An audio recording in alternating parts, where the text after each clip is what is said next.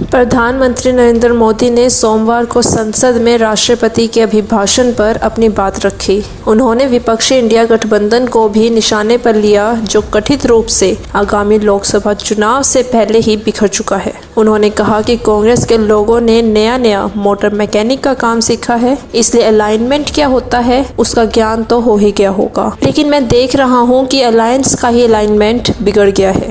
कांग्रेस के लोगों ने नया मोटर मैकेनिक का काम सीखा है और इसलिए अलाइनमेंट क्या होता है उसका ज्ञान तो हो गया होगा, लेकिन मैं देख रहा हूँ अलायंस का ही अलाइनमेंट बिगड़ गया। प्रधानमंत्री नरेंद्र मोदी ने जवाहरलाल नेहरू और इंदिरा गांधी पर भी निशाना साधा। उन्होंने कहा कि जवाहरलाल नेहरू अपने देश के लोगों को आलसी समझते थे और इस बात का उदाहरण देते हुए उन्होंने नेहरू के एक कथित भाषण का जिक्र करते हुए कहा, वह कहते थे कि हिंदुस्तान में लोगों को आमतौर पर मेहनत करने की आदत नहीं है। हम इतना काम नहीं करते जितना कि रूस, चीन या बाकी देशों के लोग करते हैं। उन्होंने दावा किया कि ये बात नेहरू जी ने लाल किले से कही थी और उन्होंने इंदिरा गांधी पर भी आरोप लगाया कि उनकी सोच भी नेहरू से अलग नहीं थी।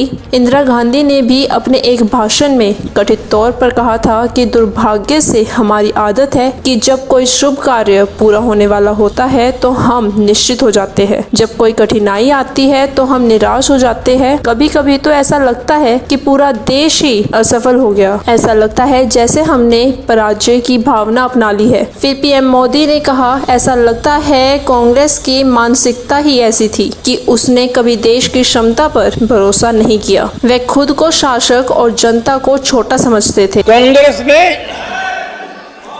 देश के सामर्थ्य पर कभी भी विश्वास नहीं किया। वे अपने आप को शासक मानते रहे और जनता जनार्दन को हमेशा कमतर आंकते गए, छोटा आंकते गए। आदरणीय अध्यक्ष जी, देश के नागरिकों के लिए कैसा सोचते थे मैं जानता हूं, मैं नाम बोलते हुए उनको जरा चुभन होगी, लेकिन 15 अगस्त लाल किले से प्रधानमंत्री नेहरू ने जो कहा था वो मैं जरा पढ़ता हूं। लाल किले से भारत के प्रथम प्रधानमंत्री ने जो कहा था वो पढ़ रहा हूं, नेहरू जी ने। उन्होंने कहा था, हिंदुस्तान में काफी मेहनत करने की आदत आम तौर से नहीं है। हम इतना काम नहीं करते जितना कि यूरोप वाले या जापान वाले या चीन वाले या रूस वाले या अमेरिका वाले करते हैं। ये नेहरू जी लाल किले से बोल रहे हैं। ये न समझिए कि वह कौमें कोई जादू से खुशहाल हो गई, वो मेहनत से हुई है और अक्ल से हुई है।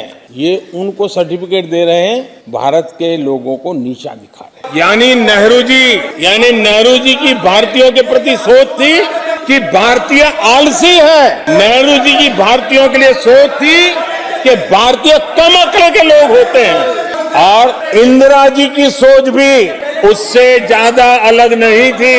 इंदिरा जी ने जो लाल किले से 15 अगस्त को कहा था, लाल किले से 15 अगस्त को इंदिरा जी ने कहा था, दुर्भाग्यवश हमारी आदत ये है कि जब कोई शुभ काम पूरा होने को होता है तो हम आत्मतुष्टि की भावना से ग्रस्त हो जाते हैं और जब कोई कठिनाई आ जाती है तो हम ना उम्मीद हो जाते हैं।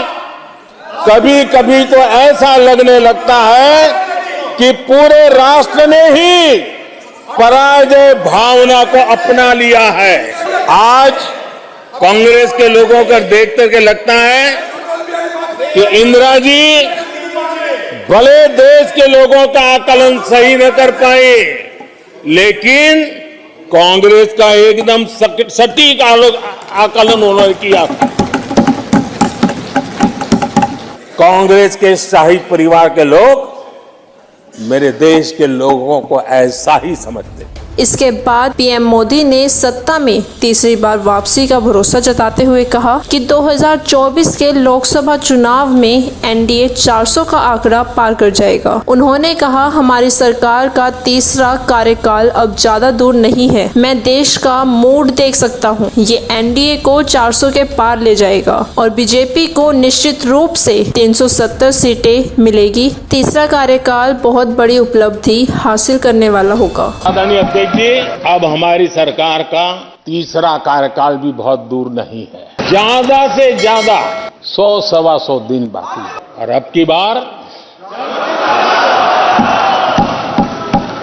पूरा देश कह रहा है, अब की बार खड़गे जी भी कह रहे हैं।